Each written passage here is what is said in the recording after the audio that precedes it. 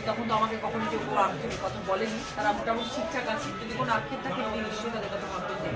শাড়ির সঙ্গে কথা বললেন এবং শাড়ি দেখলেন, কি বলবেন এই যে শাড়ি, এই শাড়ি কি ভারতের একটা জায়গায় নতুন করে নাম করে নেওয়া উচিত? মানে করা হয়ে গেছে এবং সারা ভারতবর্ষে তাঁত শিল্প ভেরি ভেরি ফেমাস। সব মানুষ পড়েন, সব প্রজাতির মানুষ পড়ছেন, মানে সব প্রজাতির মানুষ পড়ছেন এবং সব জায়গার মানুষ পড়েন, সেটা মিডল ক্লাস বলুন, আপার ক্লাস বলুন, লোয়ার ক্লাস বলুন, সব মানুষ তাঁতের শাড়ি পরে, আর্টিস্টরা পরে, সাধারণ মানুষরা পরে, পলিটিশিয়ানসরা পরে, সবাই পড়ছে।